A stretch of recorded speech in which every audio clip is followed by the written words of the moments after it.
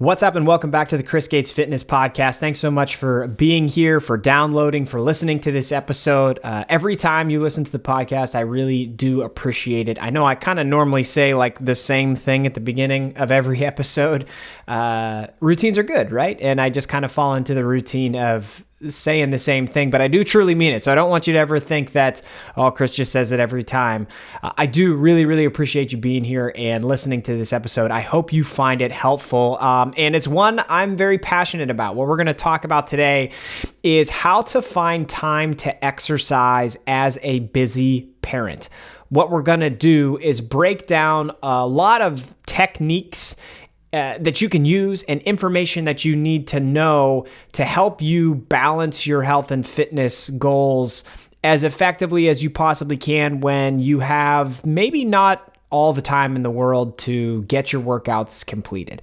And I guess, this is for busy parents, but it could apply to just busy working professionals. If you're a student and you have a job, you really don't have a lot of time to dedicate to the gym. This could apply to you. Really anybody that's super busy.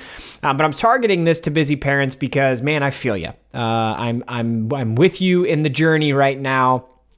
And I've had to find a lot of different techniques and time-saving measures and routines and habits to allow for all of this stuff to continue to come together and for me to continue to be able to train in ways that work me toward the goals that I have. And I've had to change a lot about the way that I train, to be quite honest with you. And so a lot of this episode is going to be informed by things that I've done, and obviously, techniques that I use with the folks that I work with, my one-on-one online fitness coaching clients, the things that we do, because a lot of them are parents, to help them balance their health and fitness goals amidst everything else you got going on in life. So it's going to be a really, really, I think, helpful episode. And I hope you like it. If you like it, if you find value from it, and another parent that could benefit from this as well, and you want to share it, that would mean a lot to me. We're going to get right into it. But real quick before we do that, I want to remind you, in case you missed last week's episode of the podcast, I am gearing up for a sale. I am gearing up for a sale at the beginning of 2024 where we're going to discount that first month of one-on-one online fitness coaching. So if you're interested, that's coming. But honestly, if you're interested, like if you're legitimately interested, let's say you are already thinking about a New Year's resolution, or you want to join a gym in 2024, you want to lose body fat, you want to build muscle, you really want to do something and have it work this time around and find ways to do this in a sustainable way and make the progress stick.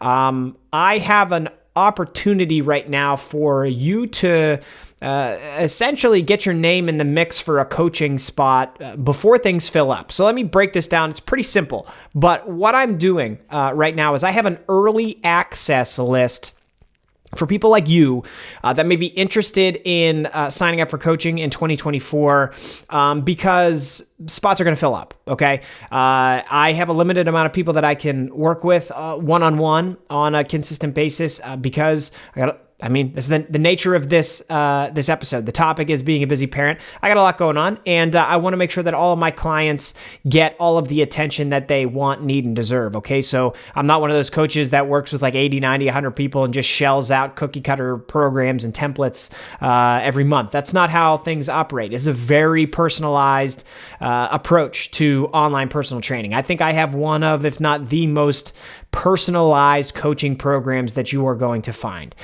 So with that being the case, I limit the amount of people that I can and choose to work with. So when I open things up, when I open applications up and run a sale in January, we're going to do that for a short period of time. And when I do that, coaching spots are going to fill up quick. So for people who are like on my team, right? People like you who listen to me talk on and on about God knows what on the podcast every week, or people who Maybe you are subscribed to my mailing list. Anybody who's been with me for a while, I want to give you the opportunity to get your name in the mix before things get filled up. So I have this early access list. There's a link to it in the show notes of this episode.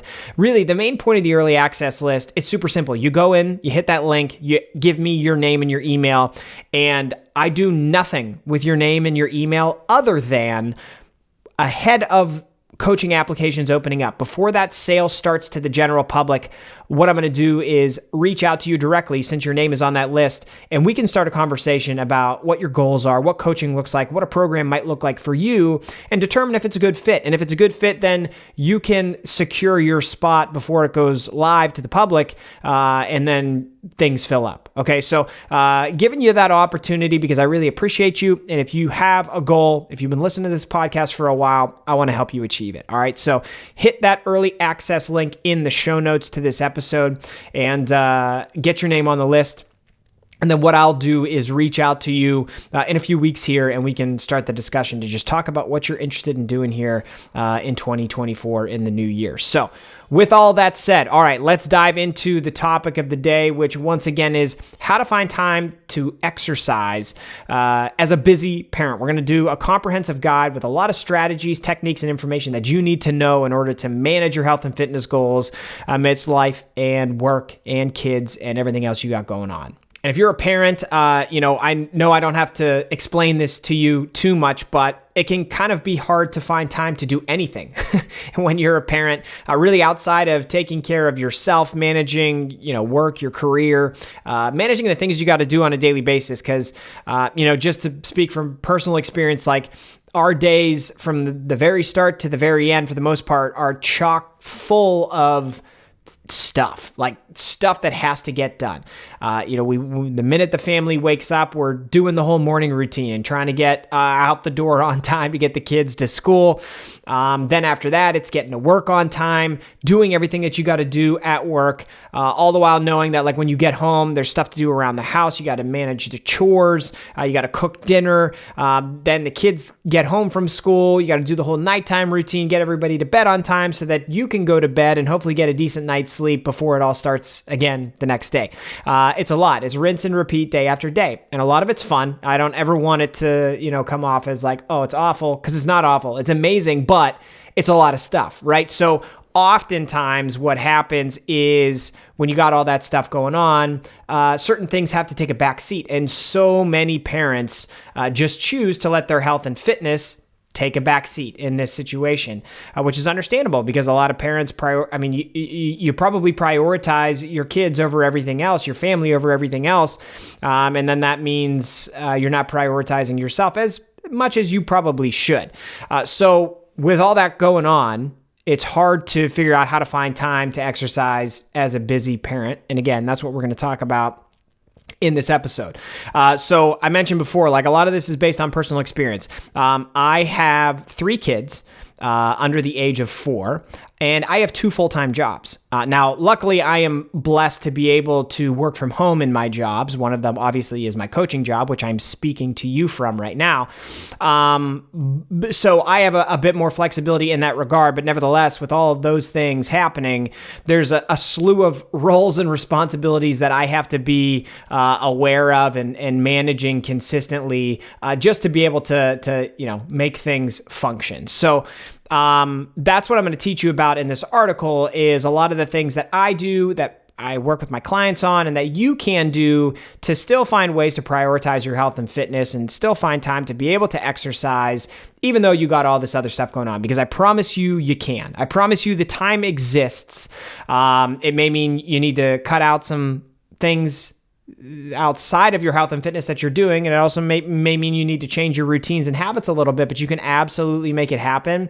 And we're going to talk about concepts that you should be aware of in this episode in order to manage your health and fitness effectively and efficiently and correctly. And then also some actually practical, actionable things you can do with your training to make sure that you can find time to exercise. So it's going to be kind of a balance of here's information you need to know to help you understand what's actually most important and how can you actually continue to make progress or maintain the progress that you've made. And then also, okay, now that we've established that, here are some things that you can do with your training to make it as time efficient as possible. And just to reiterate, like, this is not easy. This stuff is not easy. I don't want any of this to come off as, oh, just do this and everything will magically get better, because that's not the case. It's going to take a lot of time and effort. I mean, I think if being a parent and showing up to the gym consistently was easy, then everybody would do it.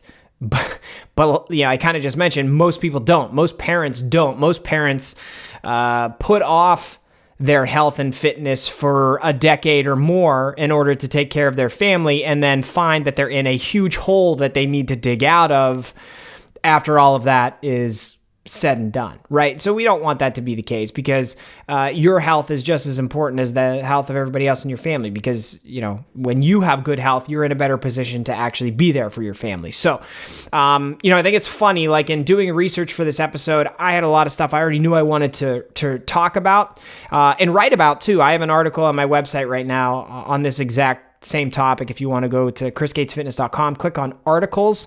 It'll be the first one you see. Same title as this podcast episode. But, I went clicking around just to do some research to see what other people say on the internet about how to balance being a parent and exercising, working out, making both things work together in concert. And I just found so much like corny, unrealistic, impractical suggestions and solutions, like just work out at your desk, like anybody in any workplace can just work out at your desk. Now, don't get me wrong, moving around at your desk is great, but like, can you really get a good workout in at your desk that's going to move the needle forward? Come on, let's be honest. Another one, like to involve your family and train with your kids. And I think that's great.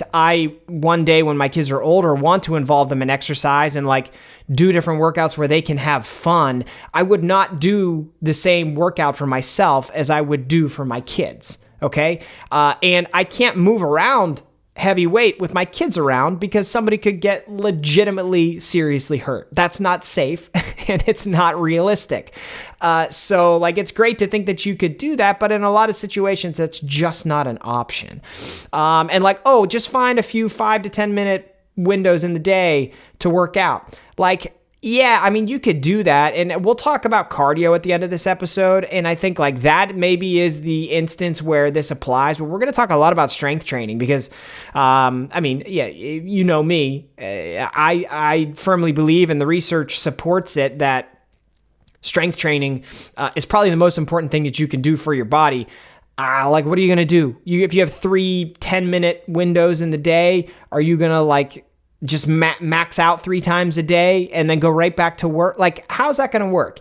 I just think there's none of those are bad suggestions, to be clear. But the average person, including myself, is just not going to do those things. And I think that that's totally fair. You don't want to get sweaty at your desk. You don't want to try to do workouts in an open office space with other people around. I mentioned like the stuff about kids, how that's difficult.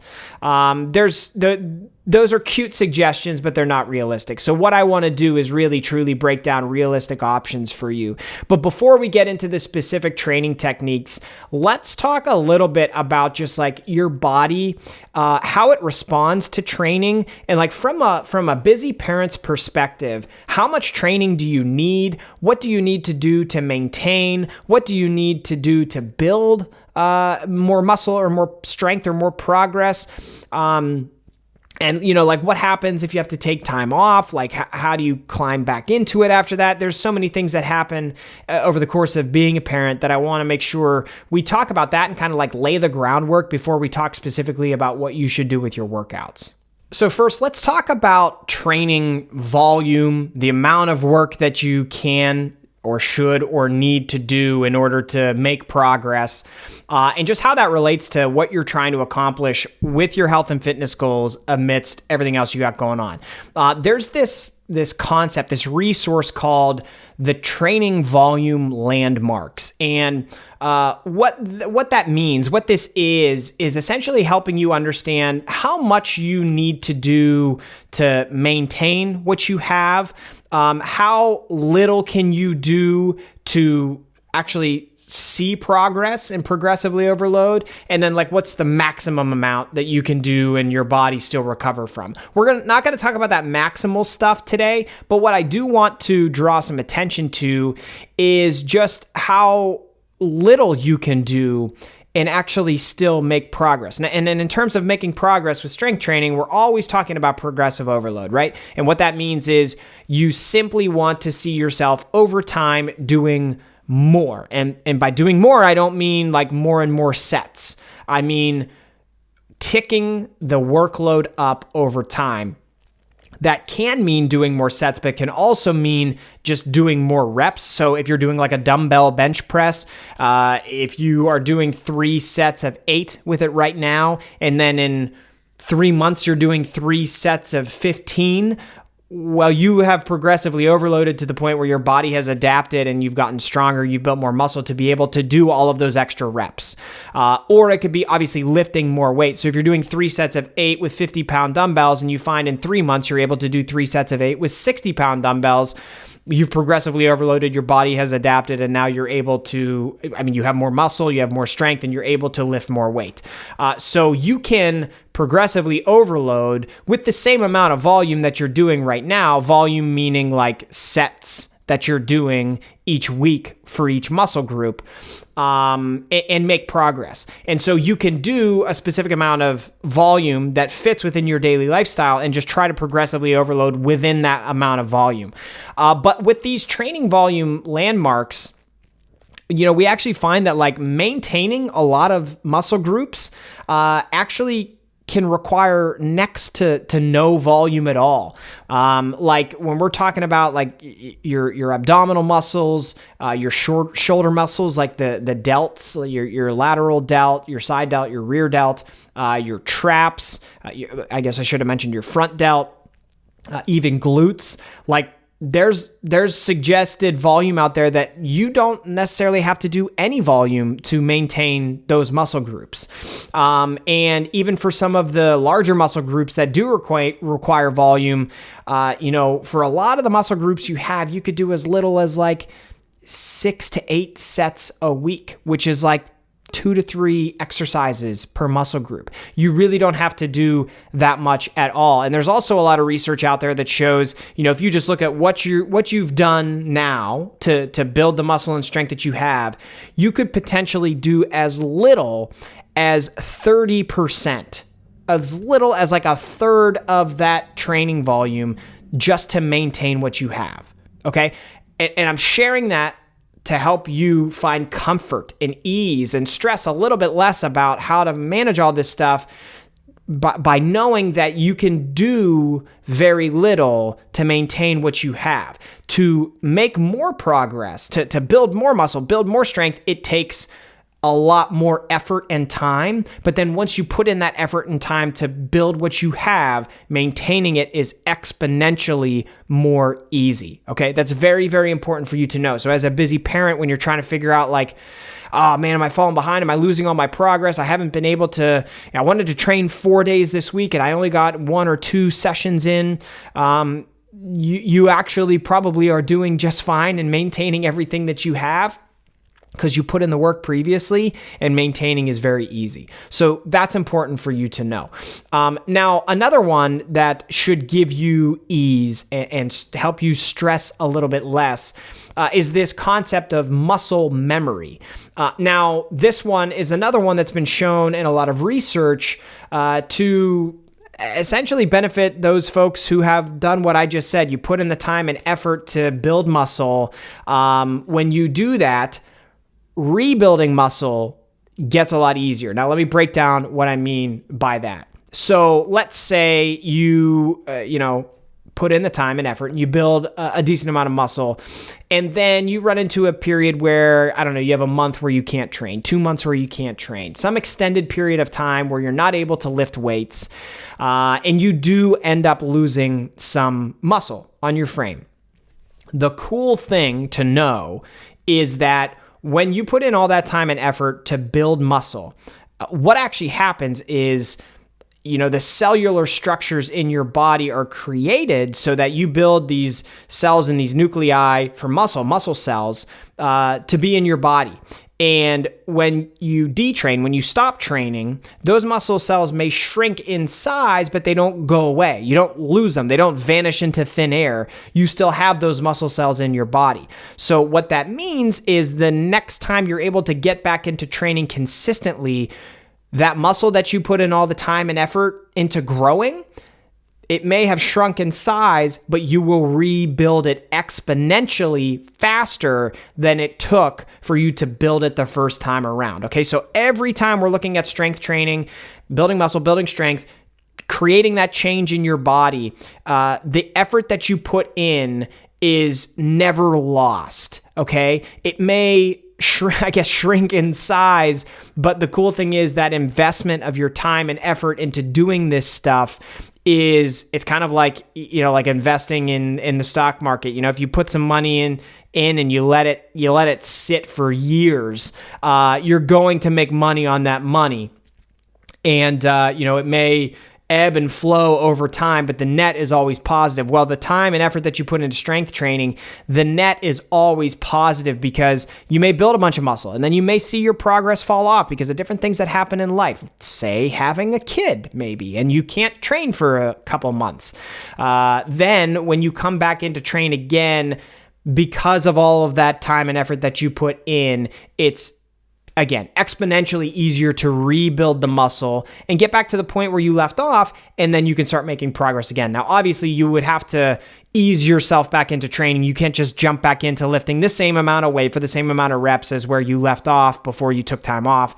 That's not going to work. But if you do it the right way and ease yourself back into training, you'll be able to build that muscle back relatively quickly. So these are things that hopefully, just from I know this firsthand from a parenting perspective, you're going to run into situations where whether it's planned or unplanned, you're not going to be able to work out for a while. Like, for instance, over the past 2 weeks leading up to the day I'm recording this podcast episode, we had a week of vacation, which was planned, and I trained one time, and that was kind of expected. I was like, hey, any training I can get in is a bonus. And then when we came back, I thought, well, I will dive into a brand new training block. But then the kids were sick. We had stomach bugs and stuff going around the house where training was not an option. Okay, because sleep was terrible. Trying to help the immune system along and not get myself super sick by adding training on top of everything else. So I had a week where, again, I think I trained maybe once or twice. So over the course of 14 days, I basically barely trained at all, which is totally outside of the normal scope of what I do. So when I came back into training, I started a new training block this week. I'm easing my way back into it, okay? And I know that by the end of this training block, I'm going to make a ton of progress, and I will be ahead of where I left off at the beginning of it because my body's going to respond very well to this stuff because I've put in so much time and effort over the years. So these types of things hopefully will give you a lot of just comfort in knowing that when you do have to take some time off, because it will happen as a parent, it's not the end of the world, and you will get back into it a lot quicker than you think, and your body is going to respond to this stuff a lot better than you probably think too. All right, another piece of foundational information that I want to cover before we really break down the different techniques you can use is just reading and reacting to how your body is feeling. Because, as a parent, you're going to go through stretches of time where sleep is great, and then sleep is terrible, and stress is high, and stress is low, and you got everything else going on in your life too, where maybe work is demanding or something like that.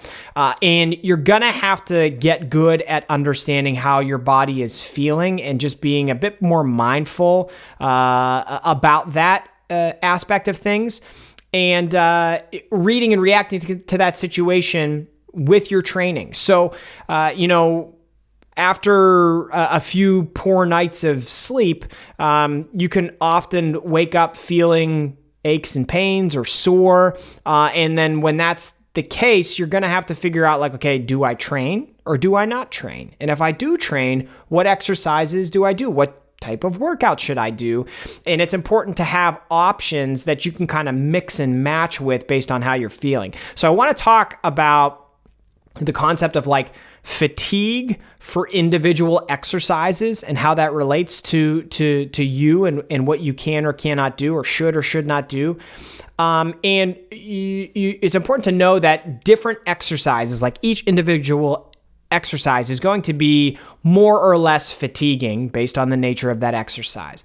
And what I mean is like, okay, let's take compound exercises. A compound exercise is something that involves multiple joints and multiple muscle groups in your body working together to move the weight. So we're often talking about like pressing, like a bench press or a shoulder press, rowing, like a lat pull down, a pull up, a seated row, squatting. Okay, that's the easy one. A deadlift would be a compound exercise as well. These types of exercises are typically pretty highly fatiguing because they involve so much of your body in the exercise.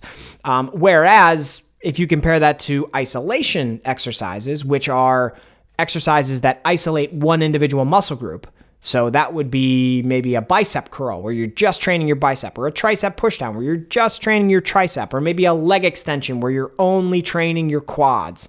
Those are going to be much less fatiguing because there's less of your body involved in the exercise. And also at the same time, when you look at the muscle groups in your body, you can kind of identify which ones are going to cause more or less fatigue based on just the physical size of those muscles. So training your quads, which are unbelievably big muscles, they run down the whole front half, the whole front top half of your leg, or your glutes. Those are huge muscles. They are much, much bigger than, say, your biceps or your triceps. So when you train those larger muscle groups, you're going to inherently cause more damage and fatigue in your body than if you train the smaller muscle groups. And then there's the last thing I want to cover is this concept of like axial loading. Axial loading is when you're using typically a barbell and you're putting, how do I want to say this, load on your spine in some way. So if you're doing a barbell squat and you're putting a barbell on top of your back and squatting up and down, you are going to be putting a decent amount of pressure on your spine while you're doing that exercise. A deadlift could be considered the same thing. It challenges your posterior chain all the way up the middle of your back, right? Is going to be involved in doing a deadlift. Exercises that are going to be more challenging from an axial loading perspective, those are also going to be exercises that are more fatiguing. So you can use this type of information to understand how to structure your workouts so that you can be consistent and also set your body up for success, so that when you are in those situations where maybe sleep is really bad or stress is really high, stuff like that, you can pick exercises that are going to be less fatiguing. And then when you're feeling really good and you're getting great sleep and stress is low and things are perfect, nobody's sick, you can perhaps challenge yourself a bit more with some of those compound exercises that maybe some of them are going to be considered axial loading exercises. These types of concepts are really important for you to at least be aware of so that you can choose the right exercises to do based on what's happening right now in your life. And the last thing I want to cover is sleep before we dive into the techniques. So sleep, obviously, I've mentioned it a bunch here already in this episode, but like, sleep is the major driver of recovery for all of us when it comes to working out, recovering, and adapting from exercise, specifically strength training. When you're sleeping at night, your body goes through different sleep cycles that in different ways help your body recover both mentally and physically. So you're in certain periods of time while you're sleeping, your brain is recovering. Other periods of time while you're sleeping, your body's recovering.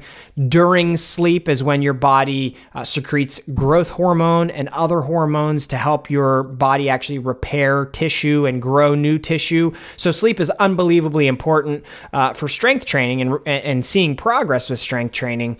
And, as a parent, sleep is important for just getting through the day every day. So how much you need based on how much you can get, it's not always going to be what is quote unquote optimal. And we just need to, in addition to talking about like different exercises, reading and reacting to how your body's feeling, you probably can and should read and react to what your sleep is looking like. So, what I've experienced is that after one bad night of sleep, and bad night is typically like 5 or less hours of sleep. If I have one of those, I don't notice a big dip in terms of what I'm able to do from a performance perspective in the gym. I typically can still show up to my workout and do pretty well. But I will say, when it turns from 1 into 2 to 3, like consecutive days of poor sleep, that's when I notice the biggest hit on my training and my recovery specifically. If I get a couple bad nights of sleep in a row, I will notice I'm just feeling more sore than usual. Nothing else has changed. I'm still getting calories, still getting the protein, doing all the things that my body needs, but I just noticed that when I get those consecutive nights of bad sleep is when recovery starts to take a hit. And that typically is when I read and react to the situation and say, okay, I probably shouldn't train today. Okay. And I probably need to give my body a bit more rest before I get back into the gym again to lift weights and start this whole process of breaking muscle down and wanting to rebuild it. So reading and reacting to your sleep and understanding how much sleep is necessary is important. Now, how much sleep is necessary? Well, we always say 7 to 9 hours a night is really going to be optimal for most adults in terms of just overall health, but then also recovering from your workouts. But as a parent, you probably know it's not always feasible. That's not always realistic. So I kind of lower the bar just a little bit. And I think if you can get 6 at a minimum, consistently or somewhat consistently, you're probably in honestly a pretty good place. And this is especially when your kids are young. If you're getting 5 or less on a consistent basis, then it's something to really reevaluate, because it's hard to train consistently week after week when you're getting that little sleep. So, the guidelines are going to kind of be specific to each and every person. Some people handle low sleep better than others. For instance, my wife handles it much better than I do. But you're going to have to pay attention to sleep and how your body's responding to that. Okay, now let's dive into some of these techniques in terms of how you can set up your own workout plan to, stay consistent with exercise, how to find time to exercise as a busy parent. The one I want to start with, the first thing I want to talk about is just start by figuring out what exercises or what forms of fitness you enjoy the most. And this could be, individual exercises like dumbbell pressing versus barbell pressing. Like, hey, I like dumbbells more than barbells.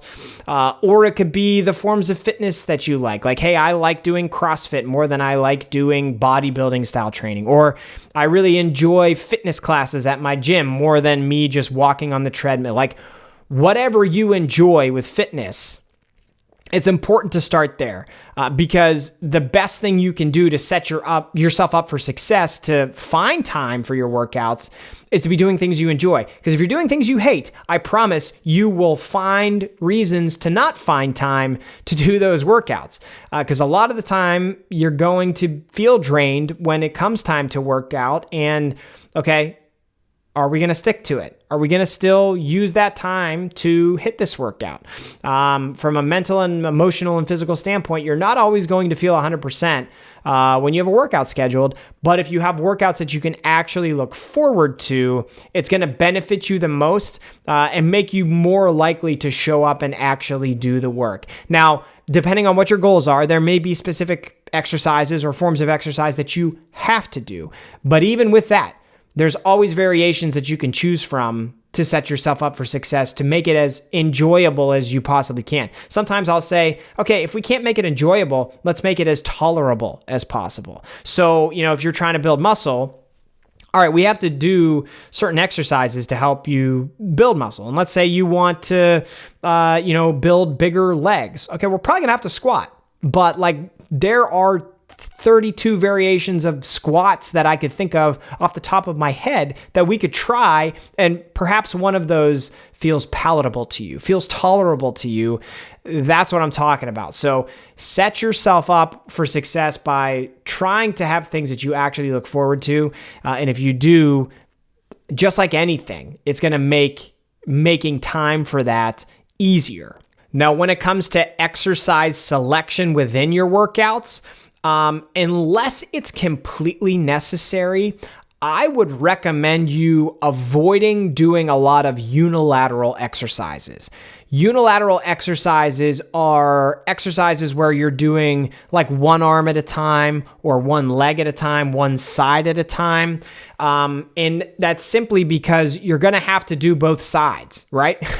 You're going to have to do both sides to even it out, which means to train both sides, it's going to take you twice as long as it could to just do both sides at the same time. So let's say we're doing shoulder presses. Instead of doing one arm shoulder presses with your left arm, and then you do the right arm, and then that's the end of one set, just do both arms at the same time, okay? Instead of doing one arm bicep curls with your right arm first, and then your left arm second, and then that's the end of your set, do both arms at the same time. This is something that it seems so logical, but a lot of people screw it up. You're just going to make it take twice as long if you're doing unilateral exercises. So that's an easy way to save time and make sure that you're still getting effective workouts completed. Another thing you could consider is using supersets. Now, let me tell you about what those are. Supersets are a structure for your workouts where you're doing two exercises back to back before taking a rest period. So, for example, maybe in a workout you have bicep curls followed by tricep pushdowns, and you're doing 3 sets of bicep curls, and then once you're done with those, you go to do tricep pushdowns. Well, if you wanted to superset those two exercises, what you would do is do your set of bicep curls and then immediately do a set of tricep pushdowns. And then when you're done with the tricep pushdowns, then you take your rest period. And that's the end of set 1 of this superset. So if you're doing 3 sets of both of them, you'll do that once, take your rest period, and then go into set 2 of the superset where you do the bicep curls again, followed by the tricep pushdowns immediately after, and then a rest period. And then you do it one more time to complete the 3rd set of your superset. You could do this really with anything. It's often best done with opposing muscle groups. So 2 that I just listed, biceps and triceps, are opposing muscle groups. What that means is when you're doing each exercise, one muscle group is resting while the other is working. Now, if you were to do a row and then bicep curls, well, we know that when you row, your biceps are somewhat involved in rowing. So you're fatiguing your biceps when you're rowing, and then you're doing bicep curls, which means you're, once again, really fatiguing your biceps. That's going to affect performance as you do more and more sets of that superset. So what might be better is you could superset a row with a dumbbell bench press. So you're training your back and then going right into chest. So then when you're training back, your chest is resting. And then when you're training chest, your back is resting. You see what I mean? Those are opposing muscle groups. That's normally the best way to do it. You don't have to do it that way, but that's normally the best way to do it. I really like doing supersets, and I give them to my clients all the time, even if they don't need to save time, just because it's a cool intensity technique too.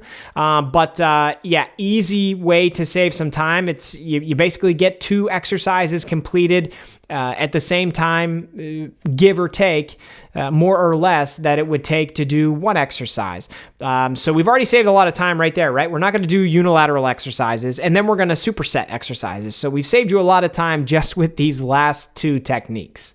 And so let's build on that. You can also try to stack exercises together in your workout. And by stack exercises together, I mean do them back to back. that use the same piece of equipment, or in your gym, at the very least, equipment that's near each other in the gym. So what that will do is cause less setup time and teardown time.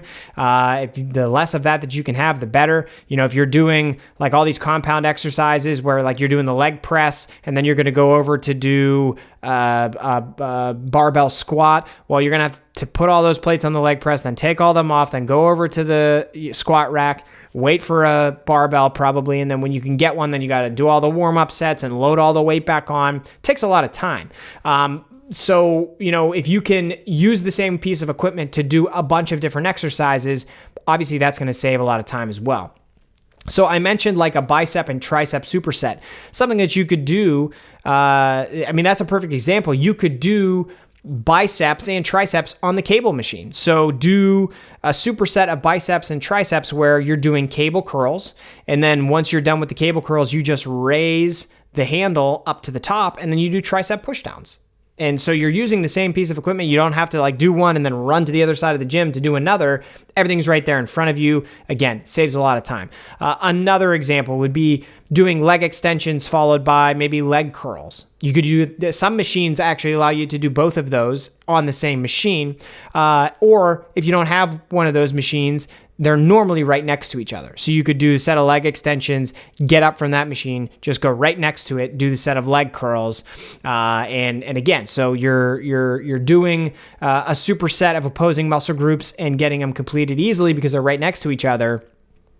Or if you can't even superset them, you got the leg extension machine right next to the seated leg curl. So you do your 3 sets of leg extensions, and then you just walk right next to it and do your set of leg curls.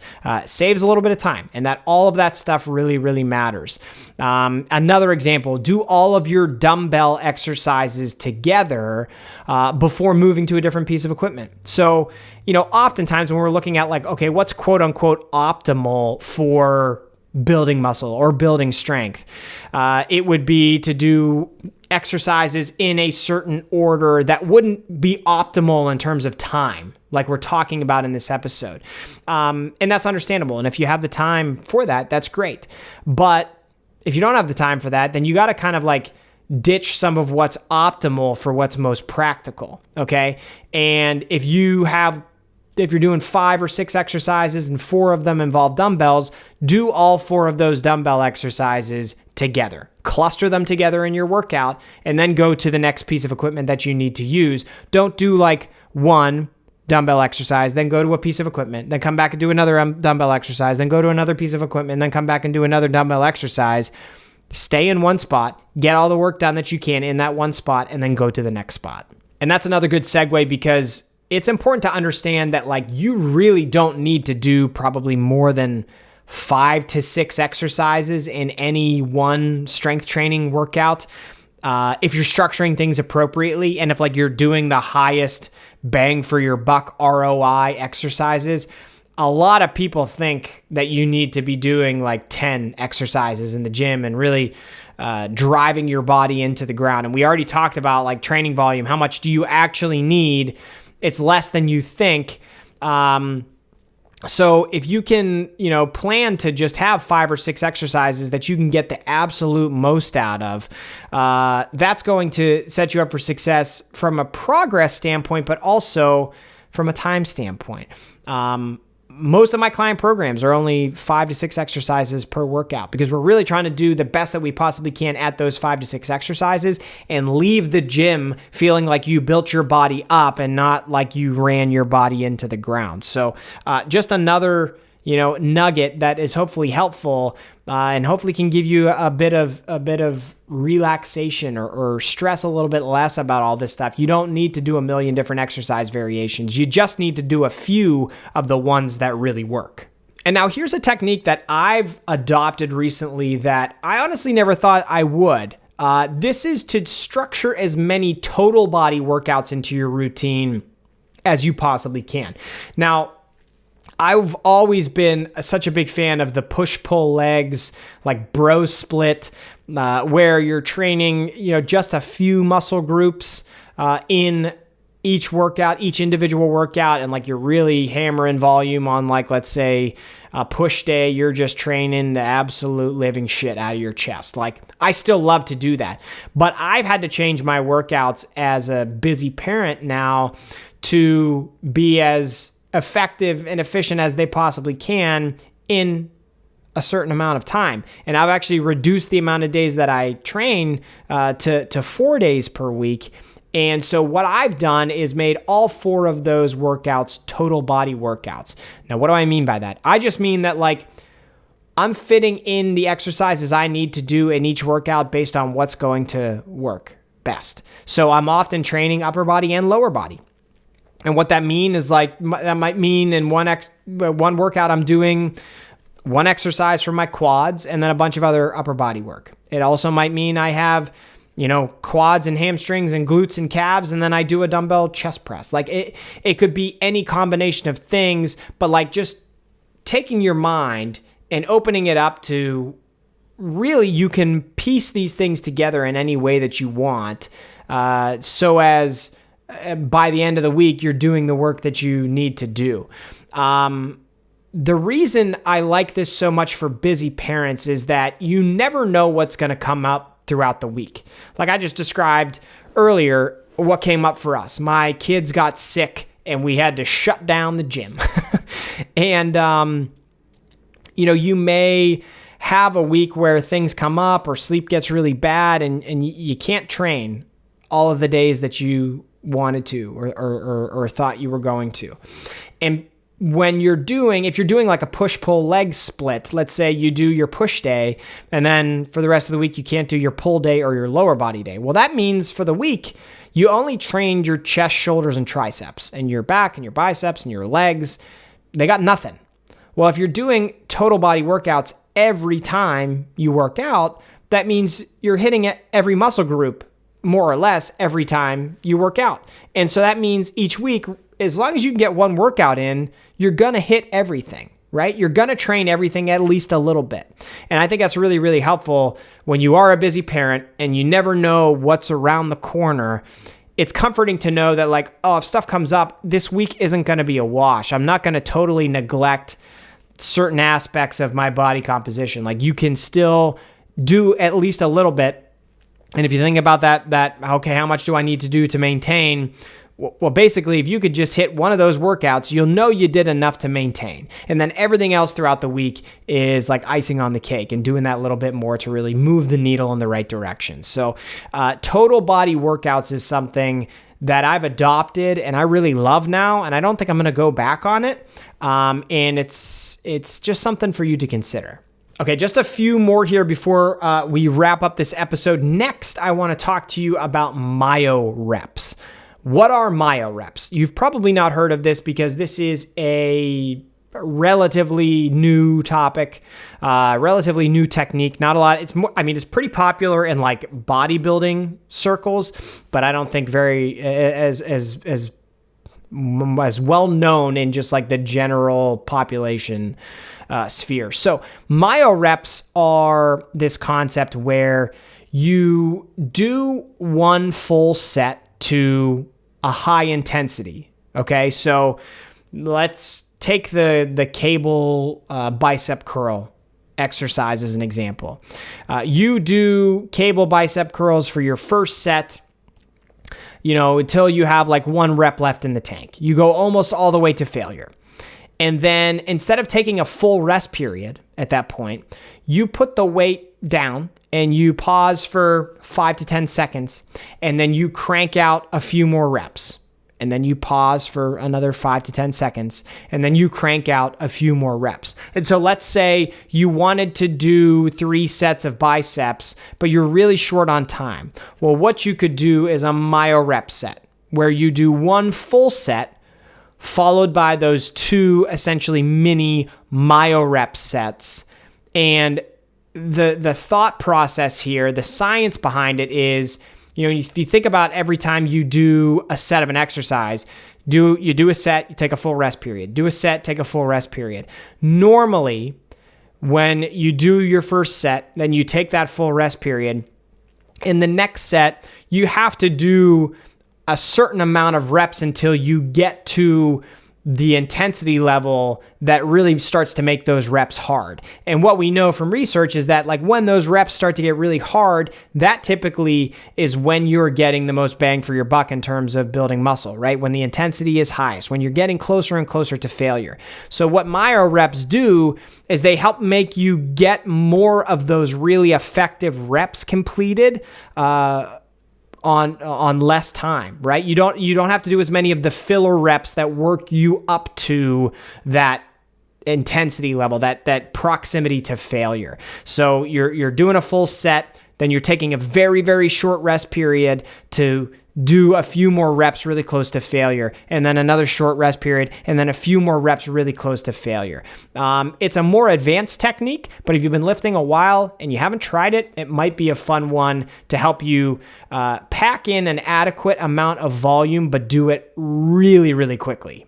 All right, let's wrap up by talking cardio, okay? And when we started this episode, talked about how take a few 5 to 10 minute opportunities throughout the day and get some exercise in, and how that's maybe not going to work for a lot of people. I do think that that's very effective though for cardio when you don't have a lot of time. Cardio is much different than strength training in a lot of ways in terms of how your body, receives the stimulus and then how your body adapts from it. And short bursts with cardio can be unbelievably impactful. So, if you have 3 10-minute windows, doing 3 10-minute walks a day and getting your steps up just from an overall health perspective and for managing your body composition is huge. That should not be poo-pooed. That should not be downscaled or downsized or talked down on, because it absolutely adds up and matters when you do it consistently.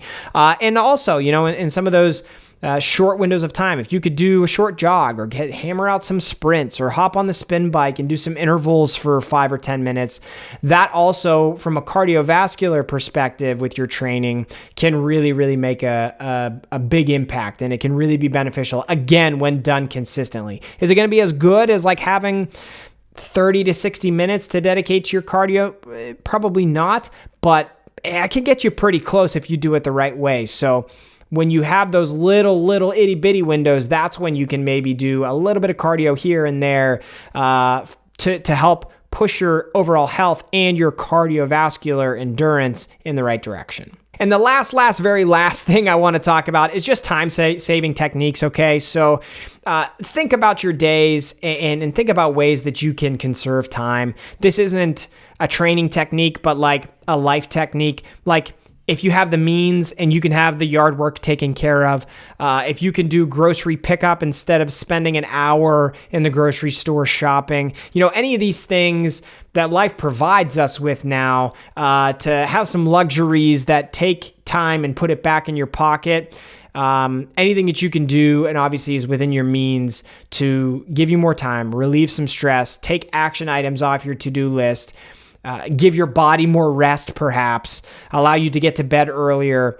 Those are all worth it. So don't forget about that type of stuff too, because all of these time-saving techniques we talked about from an exercise perspective are great, but there's also other stuff you can do throughout your daily life to create more time as well.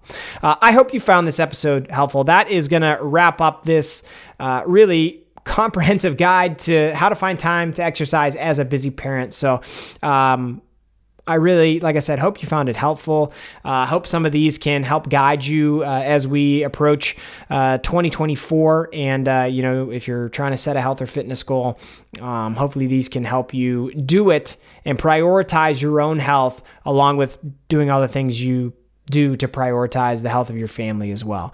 Hope you enjoyed this one. Thank you again so much for listening. And don't forget that early access link is in the show notes. Sale is coming. Make sure you get your name on the list if you are interested in a spot. And, we can talk more about that here in the next few weeks. All right. Until the next episode, have a great day. I'll talk to you again soon.